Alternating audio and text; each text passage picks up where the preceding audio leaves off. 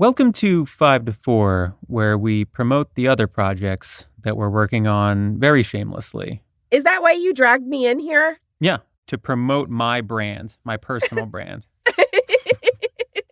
All right, what's the law boy up to? I am happy to share with you folks an episode of my other podcast, new podcast, which I'm working on with Michael Hobbes of former You're Wrong About and current Maintenance Phase fame, called If Books Could Kill.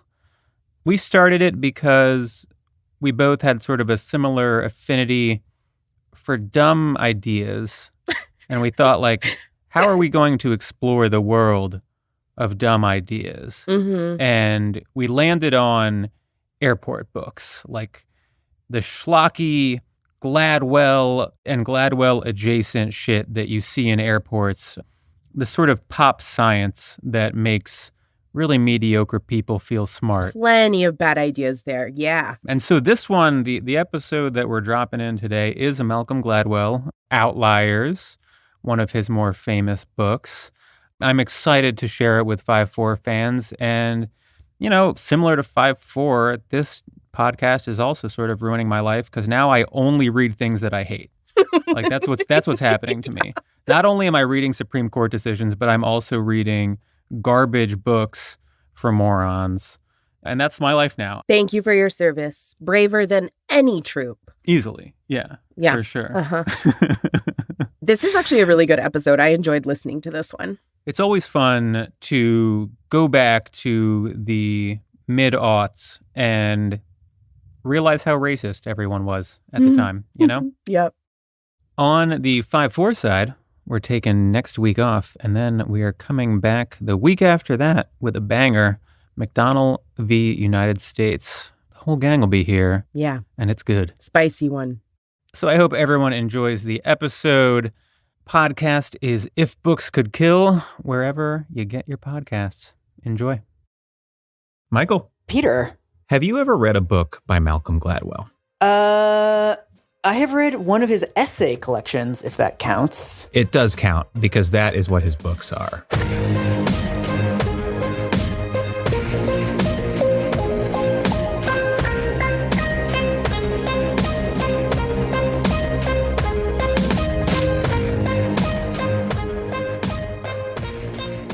I'm going into this with complicated feelings because I actually think that some of his early work is pretty good. Mm-hmm. I'm also very aware of the difference between the fact-checking standards at The New Yorker, which are legendarily high, and the fact-checking standards at major book publishers, which are non-existent. That's great analysis for someone who has never read a Malcolm Gladwell book. I'm trying to predict what you're getting me into with this. Well, you know, I went into this thinking Gladwell was just sort of a bog standard pop science hack. Mm-hmm. I left it thinking that he is possibly an actual psychopath who doesn't believe in anything other than his own need for fame and approval. Now that you've spent 10,000 hours reading his work, you're an expert on it. So he's a journalist. He goes to the New Yorker in his early 30s. I think it's 1996, and he's just chugging along at the New Yorker until the year 2000. When he publishes The Tipping Point. Right. So in The Tipping Point, he posits a theory of how ideas spread across society. It says that they spread similarly to epidemics. His primary idea is something he calls the law of the few, which claims that a small number of people are responsible for the promulgation of ideas across society. Oh, this is his thing where he makes up a capital letter name. Yes. Like the law of people you don't know in college or something. And then he's like, this is what explains it. Yeah, it reminds me of a lot of academic papers that I've read where they make up these acronyms to make very ordinary things seem kind of exotic. Yeah. And what's interesting about Gladwell doing this is he's often repackaging another idea that already has a name. Like there's a very well-known principle in economics called the 80-20 rule. The idea that 80% of the work in a given situation is generally done by 20% of the people. Mm-hmm. Gladwell mentions this in The Tipping Point, and he sort of acts as if it supports the law of the few, when in reality, it is the law of the few, just described a little more accurately. This is also the first indication we get that Gladwell is maybe a little bit obsessive about like the exceptional people that live among us. Oh, maybe the 20% are really good for the other 80% of us. So the tipping point blows up. People love it. It ultimately ends up spending 8 years on the New York Times bestsellers list. No way. And catapults Gladwell to, he's chattering class royalty at this point. Yeah. In 2005, he drops Blink. The thesis of Blink is essentially that human intuition is such that our split-second impressions and decisions are often more accurate than more informed, thought-out decisions. Mm-hmm. So the book starts off with an example of an ancient Greek statue that was brought to a museum in California, and various experts had an initial impression that it was a forgery. However, after closer study for several months, the museum determined that it was genuine. Now, it took a long time to prove it, but it turns out that the initial impression was probably right. It was likely a forgery. Ooh. Gladwell uses this and some other data and anecdotes to weave together this idea that first impressions contain these valuable bits of wisdom. And not just that, but that first impressions are in many cases more useful than conclusions drawn after careful thinking. It's so perfect. It's such the perfect idea for that era, too, because I'm sure that if you go around the world and history looking for anecdotes that illustrate this principle, you'll find a lot of really good stories. Yeah. But it's like you can find a million good stories that illustrate that principle. But I'm sure if you looked for exactly the opposite conclusion, that we should never trust our first instincts, you would also find a bunch of really good stories. Yeah. So it's like it's not clear that there's actually a universal rule for on either side. It's just a bunch of stories. Exactly right. I mean, it's not that there's nothing to this. It's that Gladwell overstates this thesis like brutally. Yeah. So Blink hits the top of the bestseller charts. But this time, like, the criticism from the scientific community is a little bit more aggressive. Yeah. The Daily Telegraph publishes a review calling the evidence for the thesis flimsy. Mm-hmm. The New Republic publishes a scathing review by federal judge Richard Posner. Oh. Behavioral economist Daniel Kahneman, I believe I'm pronouncing that incorrectly, but whatever, criticizes the book publicly for fostering the implication that human intuition is magic. Right. And that last bit is important because I read this book when it first came out, and I don't remember much about it. But what I remember is that although he's often drawing on like what feels like reputable science, at least a bit, he's also sort of hinting at something that's almost paranormal. Right. By the way, that statute story, like when he asked the experts why their first impression was that it was a forgery, they were like, well, it's not dirty enough. Statues come out of the ground, so it wasn't dirty enough. And I was like, that's the brilliant intuition you're basing your book around? Whatever. It's also, I mean, that's also such an interesting example too, because these are people who are experts. Right. It also seems really obvious that like my first impression of a statue would be completely worthless, whereas the first impression of somebody who's been looking at Greek statues for 30 years, theirs might actually be better than my considered response, but that's as a result of all of the training. So it's like, well, yeah, it depends. Exactly. Like, that's the only real rule you can pull out of it. Right. And he does talk about that, right? Like, it matters that they were experts. But by the time, this is a Gladwell thing that I'll talk about a bit more. By the time he adds all of his qualifiers, right, you're sort of like, well, yeah, well, then it doesn't mean anything, right? Then this thesis doesn't matter. It's not interesting. Right. And I Blink is great because I'm just imagining someone living by this thesis, rolling with their gut instinct for everything. How quickly would you die? Right. You're driving somewhere and your buddy's like, hey, I'm going to pull up Google Maps. And you're like, no, man, I'm just going to blink it. Right. I almost wish that I had the energy to go back and read Blink for this because it's by far of his major books, it's got to be the dumbest thesis. Like, you read it and you're like, what the fuck are you talking about? How is that? I'm a little bit disappointed in myself for not doing it. But at the same time, it was the right move. I know it was. It's funny that your first impression of the book Blink was actually incorrect. And it's only after reading it that you learned that it's full of shit. All right. Outliers. In 2008, Gladwell releases Outliers, The Story of Success. This is the book that this episode is about. Mm-hmm. And I'm going to present you with my best effort to sum up the thesis of Outliers. Here it is. Success is driven by a combination of luck and hard work. Meryl Streep voice, groundbreaking. Hold on. I am going to send you the back of the jacket, and I just want you to read the first 2 sentences. I feel like it's going to be a pull quote from like Oprah or something. It says, in understanding successful people, we have come to focus far too much on their intelligence and ambition and personality traits. Instead, Malcolm Gladwell argues in Outliers, we should look at the world that surrounds the successful, their culture, their family, their generation, and the idiosyncratic experiences of their upbringing. Oh, so it's like some fucked up genetic shit. We will be taking a very dark turn towards the end of this episode when we get to the, let's say, genetic legacy portion. Oh, we're 2 for 2 on dark turns for this podcast. So, the initial pitch is just like, you thought that rich and successful people 100% earned their social and economic position. Right. But Malcolm Gladwell is here to tell you that that's not entirely true. And it's like, well, yeah, no one fucking thinks that. Yeah. Now I'm going to read to you a quote from early on in his book where he sort of defines the thesis. In Outliers, I want to convince you that these kinds of personal explanations of success don't work. People don't rise from nothing. We do owe something to parentage and patronage.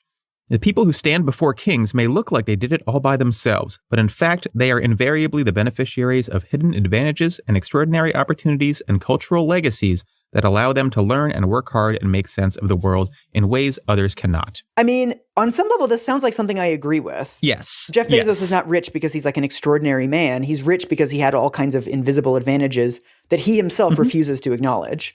So on some level, it's like, yeah, there's like structural wind at the back of rich people. Yeah, I wanted to like this thesis. I'm very sympathetic to the basics because America is a very individualistic culture that lionizes people for their achievements. And it's nice to see pushback of any type against that. Right. But on the other hand, the ideas he's debunking are ideas that like no one to the left of Ayn Rand actually believes, right? Like I mentioned, his books are essentially a series of discrete essays. So I want to like walk through the chapters.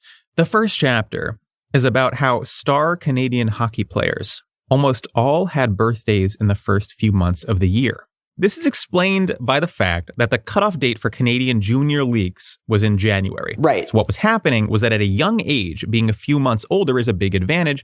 So the older kids in leagues were outperforming. Then in turn, they'd be selected for better teams, receive better coaching, have more resources dedicated to their development. Right. So if you've heard this before, it might be because Outliers popularized it, or it might be because this research has been around since the 1980s. And by the time Outliers came out, it's something that was like so widely known that many schools factor it into how they evaluate students. Oh, interesting. So right off the bat, I felt like I hadn't learned anything in chapter 1, and that feels weird. And then you get to chapter 2. Chapter 2 is called the 10,000 hour rule. Oh, this fucking thing. This is the big one, right? Yeah. The central claim in this chapter is that for anyone to be an expert in something, they need to have practiced for about 10,000 hours. Gladwell expressly states, quote, researchers have settled on what they believe is the magic number for true expertise, 10,000 hours. But he doesn't present any sort of like meta-analysis of research or anything, right?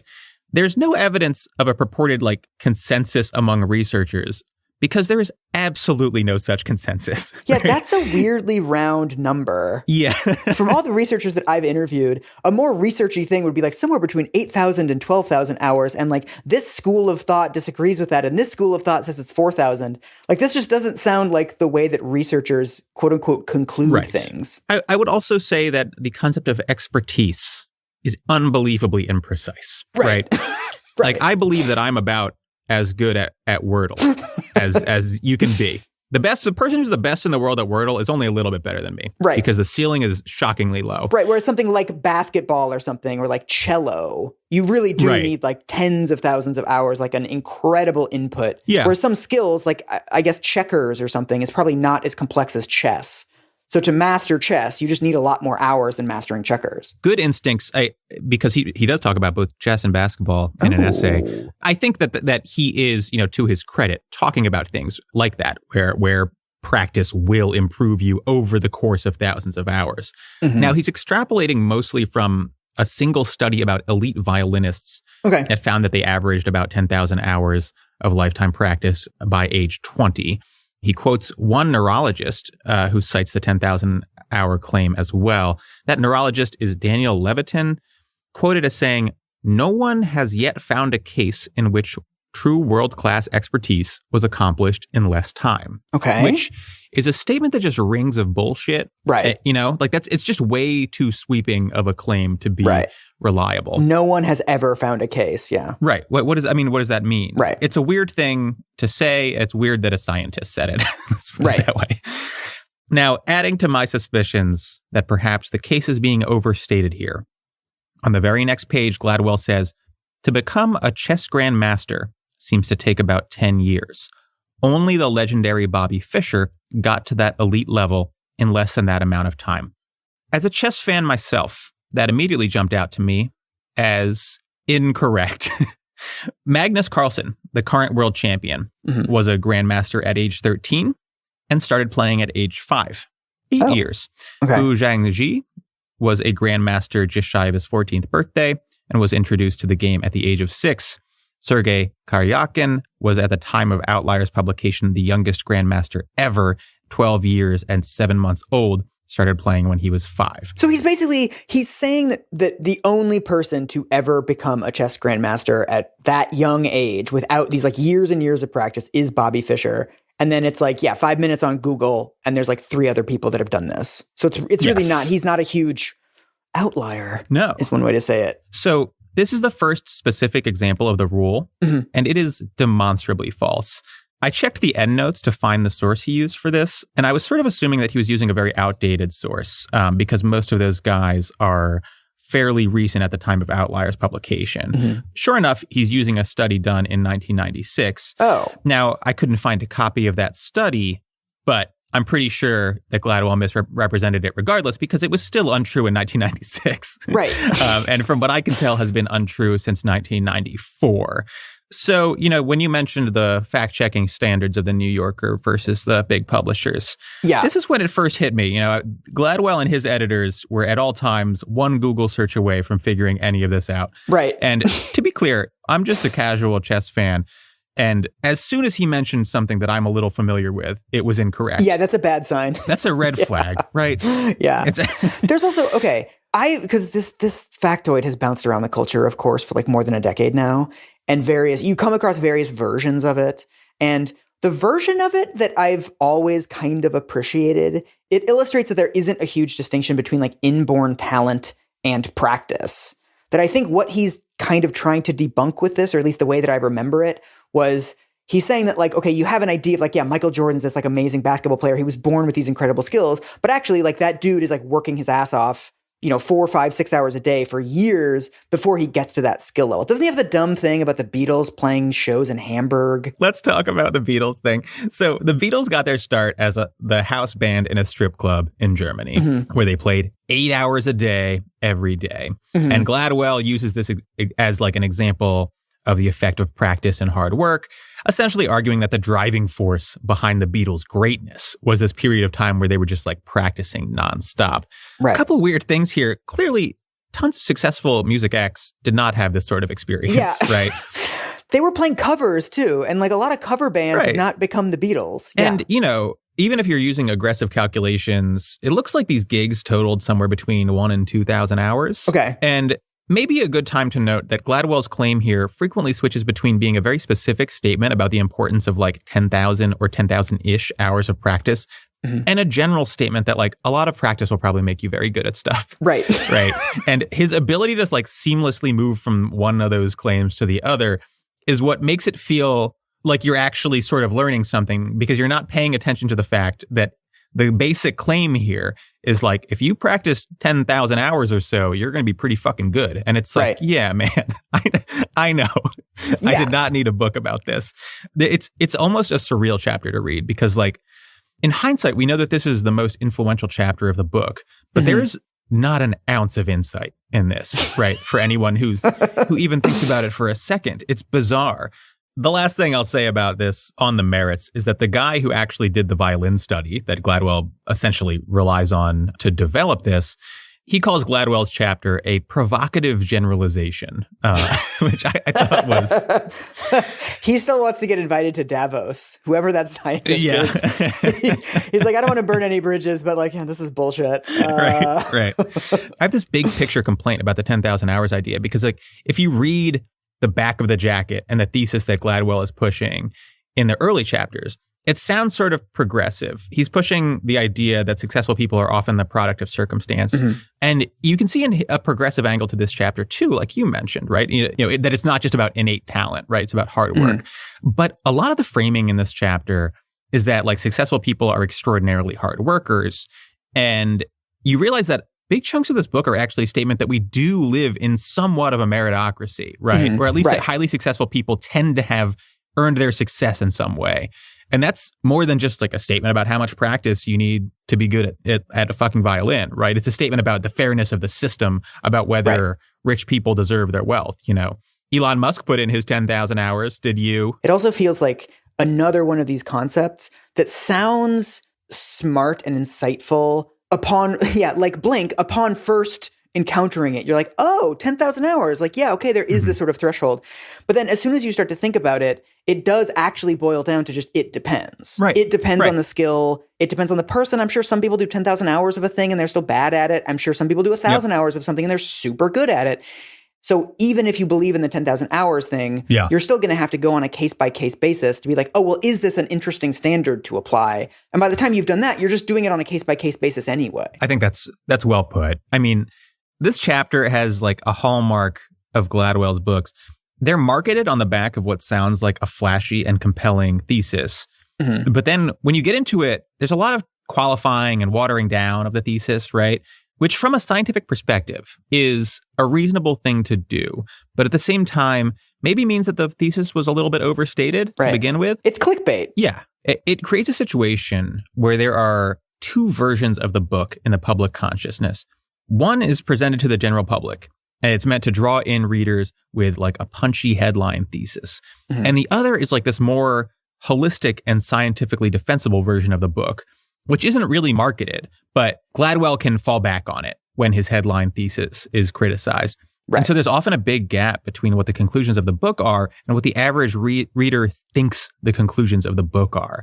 There was an interview in 2019 with him where he talked about responding to critics, and he said, I'm always struck by how the task of responding to critics is more often than not refuting the critic, but correcting the critic. Right. He will often respond to criticism by saying that the criticism oversimplifies his conclusions, and he's not always wrong. But the irony is that like the marketing and presentation of his book is itself predicated on oversimplified conclusions, and that is why it sells, right? Right. So he claims he's correcting these critics, but those critics are largely reacting to the thesis that Gladwell himself is sort of pitching to the public. I mean, I on some level, I actually feel a little bit of sympathy for Gladwell. I do think that he probably has like nuanced beliefs on all of these things. And on some level, you can say that like authors are not responsible for how the fucking airport markets their books. But then I also think that the book itself doesn't have the kind of rigor that you can really fall back on. Yeah. So there was a 2013 essay he published in The New Yorker responding to critics called Complexity and the 10,000 Hour Rule. There were various critics that pointed out that this is a rough average, very imprecise. Mm-hmm. And Gladwell sort of hastily admits that's true. He just responds by saying like, well, sure, but my real point was that the biggest difference between people who are good at something and people who are great at something is the amount they practice. Which like, okay, but if that was your real point, why do you name the chapter the 10,000 Hour Rule? Right. Some of his critics pointed to studies showing that people became chess masters and pro basketball players in other countries with far less than 10,000 hours of practice. And Gladwell says, okay, well, but chess master is a lower rank than chess grandmaster, and international basketball is easier to get into than the NBA. So they're not really experts. You're starting to see the development of like a circular logic, right? Takes 10,000 hours of practice to be an expert. And what defines an expert? 10,000 hours of practice. Right. So the next couple of chapters are actually, I think, the chapters that I liked the most. They are both called The Trouble with Geniuses, Part 1 and Part 2. The first chapter is essentially about the limits of the usefulness of IQ based on various findings that once you hit a certain threshold, the ability of IQ to predict your success in life starts to rapidly plateau. Oh, that's actually kind of interesting. Yeah, I thought it was fascinating. The second part is the same basic thesis, but it focuses on the plight of super high IQ guy Chris Langan. Mm-hmm. Gladwell sort of highlights this guy and points out that he lacks a sort of practical intelligence, which, from what I can tell, is sort of the same thing as emotional intelligence, the way that Gladwell presents it. Mm-hmm. The basic premise of this chapter is that this guy hasn't really done anything with his life, and Gladwell's trying to figure out why. Why is the smartest guy in the world just sort of fluttering about? Mm-hmm. He sort of cites a single study about parenting styles across different income groups and concludes that wealthier families tend to have more successful kids, which he attributes, at least in part, to learned behaviors that get passed down from parents who are more capable of navigating various important social situations that he says, someone like Chris Langan can't navigate because he didn't have that instruction or didn't have that model. Okay. So, basically 2 chapters to say IQ plateaus, which is cool, and then like rich kids do better than poor kids, which, okay. Groundbreaking. It's very weird to say that like rich kids are doing better than poor kids and then like say it's about like emotional intelligence. Right. The links between intelligence and financial status and success, like the literature on those things are just unbelievably vast. Yeah. And Gladwell barely touches it, right? These chapters are 40 pages that reference 2 or 3 studies and a bunch of cute little anecdotes. It's just like, there might be an interesting grain or 2 in here, but you're way out of your depth. There's also some like IQ stuff that is just sitting there ready to be debunked, like this bright flashing red light. Yeah. It's not clear to me that it's actually all that much of a paradox that somebody with a very high IQ would not necessarily be quote unquote successful in this societally defined way if you think of IQ as being really good at taking tests. Right. It's supposed to be this like generalized intelligence.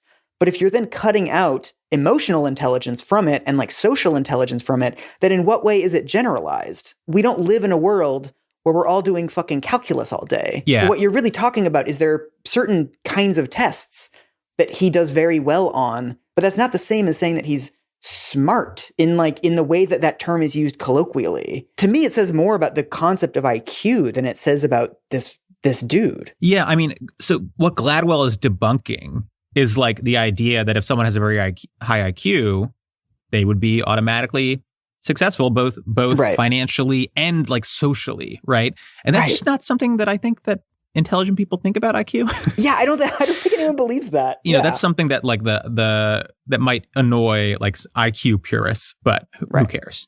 Yeah. All right. There's a part 2 of the book. You're between chapters and it's like part 2, legacy. Okay. I was very confused at first.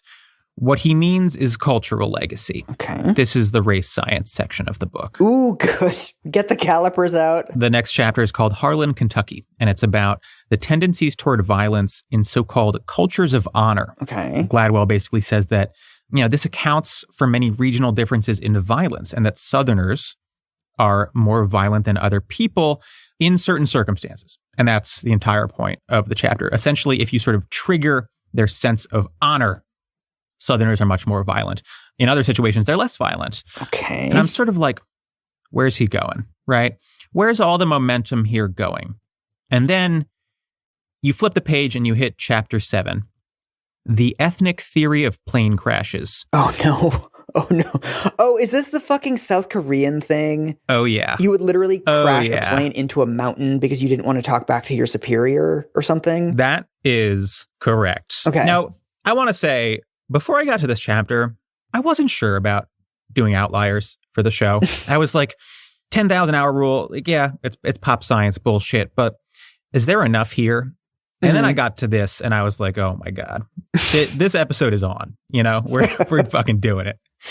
The chapter tells the story of Korean Air, an airline that over a several decade span had significantly more plane crashes than other airlines. And as the chapter title suggests, Gladwell thinks that this is because they are Korean. Specifically, he says that there are certain Korean cultural norms of communication that make crashes more likely, including more indirect manners of speaking and deference towards people in authority. Okay. Essentially, a well-functioning plane requires consistent and clear communication among the crew and with air traffic control. And according to Gladwell, these cultural norms get in the way. Oh my God. In an interview, Gladwell once said, "The single most important variable in determining whether a plane crashes is not the plane, it's not the maintenance, it's not the weather. It's the culture the pilot comes from. Oh. Yeah, he doesn't back that up with data. I think it's also the weather and shit. I think it's a lot of other stuff.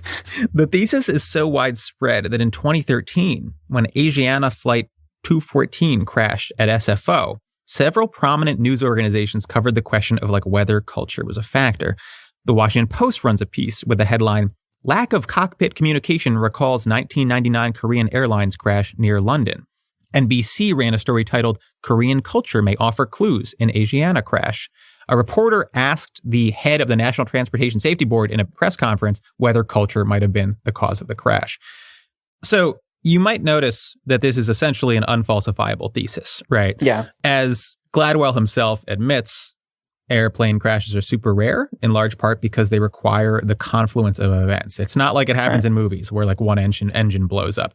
You need bad equipment, bad weather, tired or inexperienced pilots, poor communication, all of that. Right. So the idea that you can sort of yank a specific conclusion about the role of culture out of all this, on its face, suspicious. But it gets worse as you dig in. One of the first Korean air crashes Gladwell cites is Flight 801 in 1978.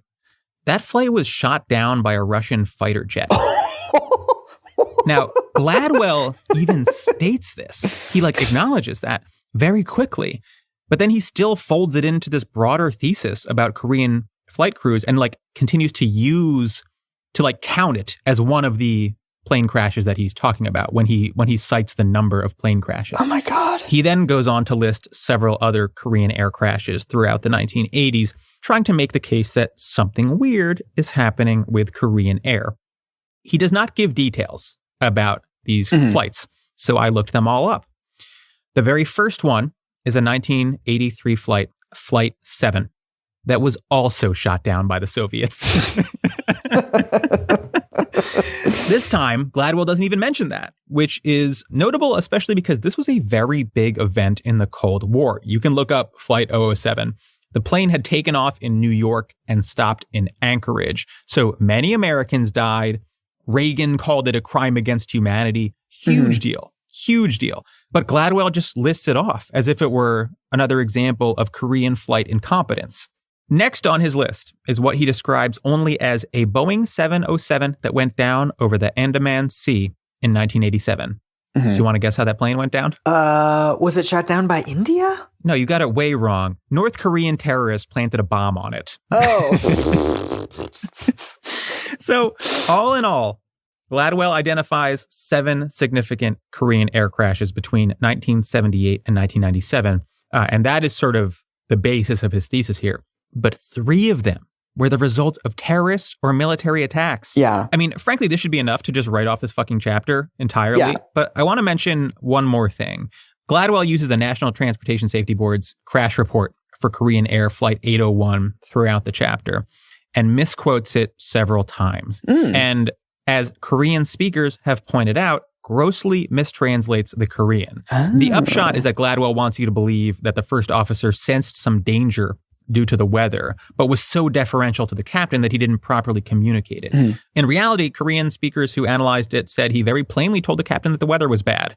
I don't want to get into every little detail here, but a Korean-American blogger put it like this. This so-called interpretation of the pilot's true intentions is pure garbage. It is so ludicrously wrong that I cannot think of enough superlatives to describe how wrong this is.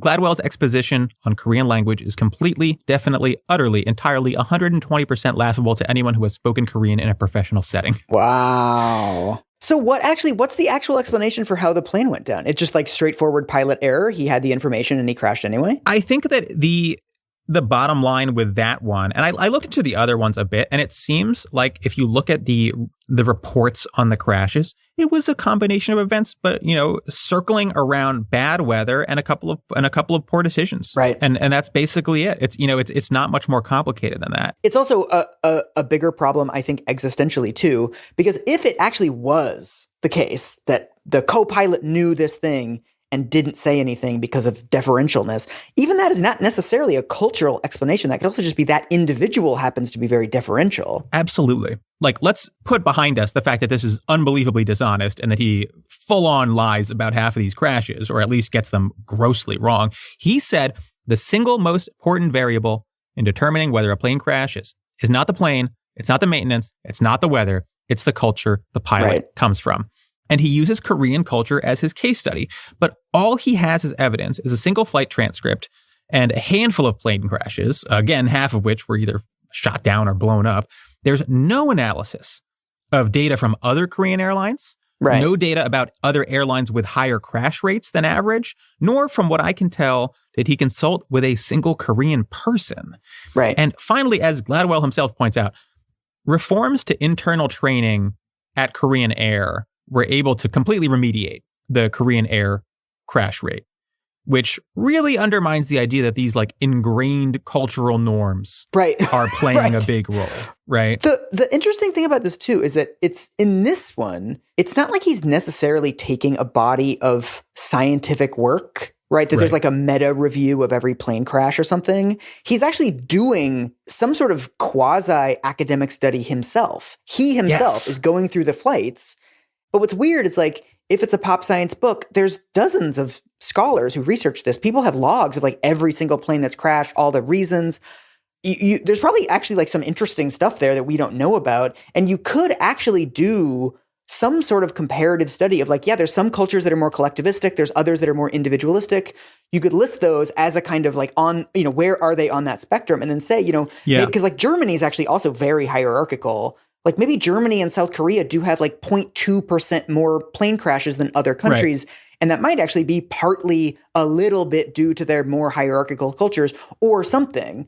But like you could actually do this in a scientific way. And someone probably has, honestly, because it's actually like kind of an interesting question. Like, does culture play into plane crashes? But instead of doing that or like engaging with the literature at all, he's just being like, well, I found 6 crashes. You said, maybe there's 0.2% more plane crashes. The problem with plane crash data is that planes almost never crash. Yeah, exactly. Yeah. We're talking about crash rates that are something like 4 out of every million flights for Korean Air. And that's extraordinarily high. The sample sizes we're working with here are such that science almost can't be done. I also just realized that this book is called Outliers, The Story of Success. And that this chapter is just about Korean people being bad at flying planes. That's a better chapter title, though. So, look, that was chapter 7, the ethnic theory of plane crashes. I figured we had hit rock bottom. And then I turned the page. Chapter 8, rice patties and math tests. Oh, we're back in Asia, aren't we? We are spending an extraordinary amount of time in Asia. It's only half the population of the planet, Peter. I don't see why some generalizations wouldn't be justified. Now, the thesis of chapter 8 is that you can track the purported success of Asians in mathematics to rice farming. Okay. He opens up talking about how important rice is in China, and then he moves on to a very different topic, Asian numbering systems. Now, before we go on, I want to note that the fluidity with which Gladwell switches between talking about China specifically and southern China specifically and Asia generally in this chapter is unreal. Now, he posits a very simple and somewhat compelling thesis here, predicated, of course, on actual researchers' work, which is that Asian numbering systems use simpler rules and simpler words than their Western counterparts, which seems to lead to Asian children developing their counting skills much faster than Western children, giving them a huge developmental head start in mathematics. Of course, I'm saying Asian numbering systems. We're really talking about Chinese numbering systems. And then, for reasons I genuinely cannot comprehend, he basically says, and also I think it might have something to do with rice farming. All of a sudden he's talking about how rice farming is very difficult and requires a lot of diligence and persistence. And those are all important in math. And rice farming was an integral part of society in southern China. And that helps explain why Asians are better at math. I want to accuse you of oversimplifying this because it sounds so unconvincing. I mean, the weird thing is that he mentions the numbering system. I thought he was just going to go in a completely different direction and that the rice patties thing was going to be some cute fucking anecdote that helps highlight why the numbering system works or something. But no, the only reason he mentions the numbering system, from what I can tell, is because his actual thesis is so off base that he has to put in what seems like a much more likely explanation so that if anyone ever says, what the fuck are you talking about with this rice paddy bullshit? He can be like, well, it could also be the numbering system. Oh, right. I want to point out that there is absolutely no research or data presented to try to specifically tie rice farming to success in math. Like, one simple thing to do would be to look at people within Asia who farm rice and people who farm something else and compare their math scores. He does not do that. In fact, and here's the weird thing, he barely mentions math scores at all. The fact that like Asians are good at math is supposed to be something that you already believe. Right. He mentions a single piece of research, the trends in international mathematics and science study. He notes that students from Japan, South Korea, Hong Kong, Singapore, and Taiwan all score high in math in that study. What you may notice is that China is not on that list, despite the fact that his entire spiel about rice farming is centered entirely around southern China. Let me pull out a footnote here where he explains this. Mainland China isn't on the list because China doesn't yet take part in the TIMSS study. But the fact that Taiwan and Hong Kong rank so highly suggests that the mainland probably would also do really well. What? So, okay. One quick thing to note is that both Hong Kong and Taiwan are tiny little rich islands. Another thing you can pull from this is that Singapore, which is one of those top performing countries in the study, is not a rice farming country at all. On the other end, Thailand is a country with large rice production, and they were actually one of the poorer scoring countries in the study. Indonesia, the third largest producer of rice in the world, performed even worse.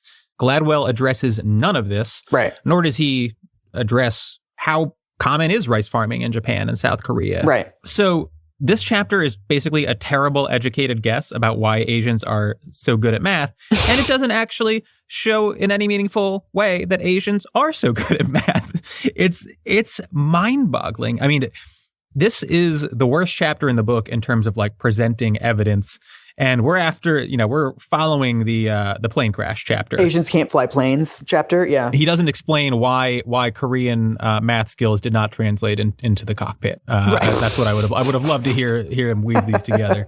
You might as well at this point, right? Just make it all one fucking thesis. Who cares? Wait, what is his actual argument that it's the rice paddies though? It's like there's something specific about growing rice that you have to like count the plants or something? Yeah, it's not counting per se. It's basically that it's very hard and requires a lot of persistence. And he cites some studies that show that some Asian students basically showed higher levels of persistence than Western students in math, and that a lot of being good at math is not that you're calculating more, it's that you're willing to spend longer on it, aka you're more persistent.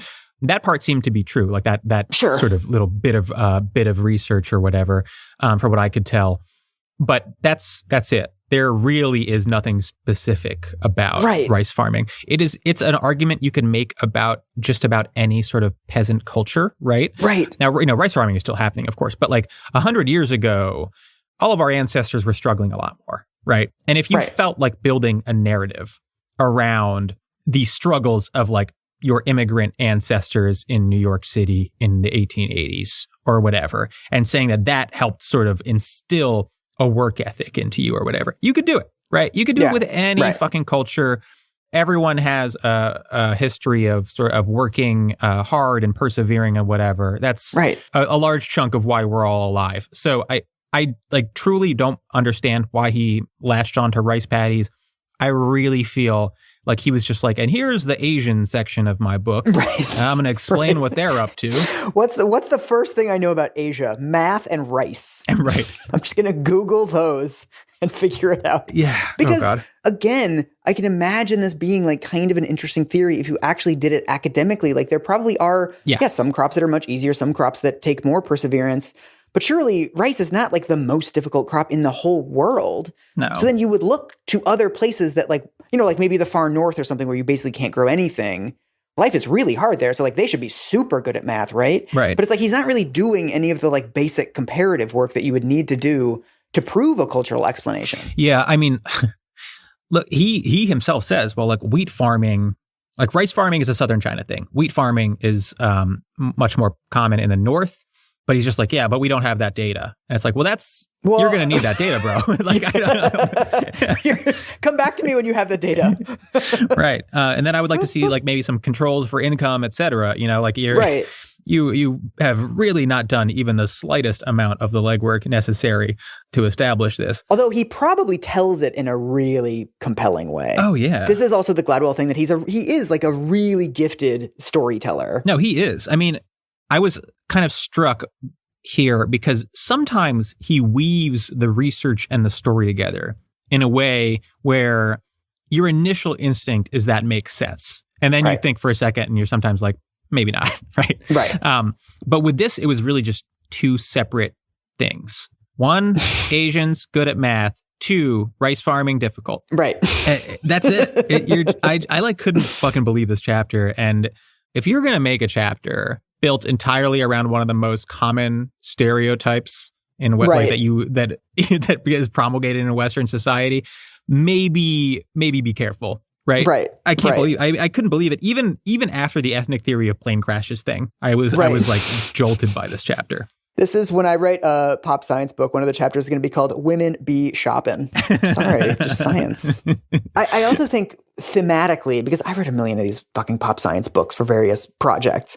And one thing that I've found, especially with this tranche of journalists that are really into counterintuitive explanations, right? It's always about like, you think it's this, but it's actually this, right? Yeah. The problem with those explanations is that they elevate cultural explanations for things that are really straightforwardly just policy outcomes. Yeah. Like I think if you want to understand why Taiwan and Hong Kong and Singapore do really good on math, these international math scores, it's probably related to their educational policies. It's probably related to something that is like really fucking obvious, like their per capita GDP and their spending on education and like these specific structures of their specific education systems. Interesting you bring this up because the last chapter is about a Bronx school that succeeds with poorer inner city students, basically by having very long school days, because they figured out that a lot of why poor students tend to fall behind is they aren't learning as much as richer kids when they're at home or over the summer. So they made the school day longer and they help mitigate that. One thing that Gladwell notes in this chapter is that school kids in Asia, in those successful countries, are in school a lot more. Yes. And he just kind of throws that out there. And he's like, so obviously that's why they're doing great. And you're like, I thought it was the fucking rice patties, dude. Right. What happened? Which is it? He ends that Bronx chapter by saying that the school is, quote, bringing the lessons of the rice patty to the American inner city. That's a little kicker. He had the kicker ready first. He had to write the whole chapter around it. So that's the end of the book. There's an epilogue, and it's called A Jamaica Story, which made me nervous, but it turns out it's just about his ancestors or whatever and like his family history. And he's essentially talking about his own family and the advantages that they had and that paved the way for his success. It seemed like a relatively humble sort of, I've been very successful over the past decade, and I realized that I got a bit lucky. Yeah, that sounds fine. Yeah. It was totally fine. I would have preferred if right before it, he wasn't talking in really overstated generalizations about Asian people for 50 pages. It's also interesting because I always thought he had like gotten worse over time and the earlier books were a lot, on a lot firmer footing because to keep putting out these pop science books, you can start out with some good ideas and some good insights, but you only have a couple of those in your life, right? Like big, true ideas. But then it sounds like even from the earliest days, he was on pretty shaky foundations with this stuff. It's true that his later books have been increasingly criticized. Yeah. There are some real takedowns of his work over the last few years. Yeah. Oh, yeah. His responses have become increasingly defensive from what I can gather. So it's true. The tolerance for Gladwell has fallen off a cliff. And I'm not sure if that's because it has gotten worse or people have just sort of gotten wise to it. Right. But I will tell you this. It was 2008 and this shit sucks. This shit sucks. Well, I'm stealing this from a tweet of yours that a lot of the general interest blogging that we had during like the blog glory days, a lot of those guys are getting cringier and cringier, partly because social media has exposed them to genuine expertise. Right. And I wonder if the end of the TED Talk era, which I think we're at like a post-TED world now, even though, of course, those things exist and pop science books still exist, the cultural hegemony that it used to have, I think is over, partly because if, he writes a book about like rice farming in southern China, someone who like studies rice farming in southern China can go on Twitter and be like, hello, this is what I do. Right. This is how this book is bullshit, in a way that the academics that were complaining about his books earlier were probably just like doing it at a cafeteria table with themselves, and it wasn't really getting noticed. Yeah, I think that's definitely part of it. I also wonder, I was having a conversation with some Zoomers about some of like the mid-aughts racial comedy. Oh, yeah. And I think we were talking about an episode of The Office, like Diversity Day, which I think like is no longer on Peacock, right? Like, oh, yeah. And I was like, I think that there was a time after the 90s in this sort of end of history era when most of us sort of had this agreement that racism had largely been solved. Mm-hmm. And that it was, because of that, something that we could now joke about because we're all on the same page. Right. And as we sort of witnessed the Obama era, the rise of the Tea Party, the rise of the Trump wing of the Republican Party, it became very obvious that we actually have very different ideas about what racism is, why it's significant, whether it's behind us, etc. And that stuff became less acceptable. Right. And I see bits of that in Gladwell's discussions of like Asians being good at math. You probably wouldn't get away with this now because some editor would be like, Jesus, dude, is this sort of stereotyping necessary? Is it accurate, etc.? Back then, you're operating off the assumption that racism is really behind us. So let's talk about this shit, right? We can talk about it now. We can now admit that a lot of these stereotypes are true, rather than dismantling the stereotypes or thinking about why we believe they're true. Or actually even like doing basic work to investigate them, because it doesn't sound like he even did that. Well, injecting a little bit of nuance into it, right? It's not Asians are good at math. It's like a handful of largely small island countries that are very wealthy are performing very well on math tests. Is that really a mystery? I don't know that it is. Right. I do want to leave with one Gladwell quote, unrelated to this book. I don't remember much except being baffled as to who this Epstein guy was and why we were all on his plane. This did get dark. This did take a dark turn.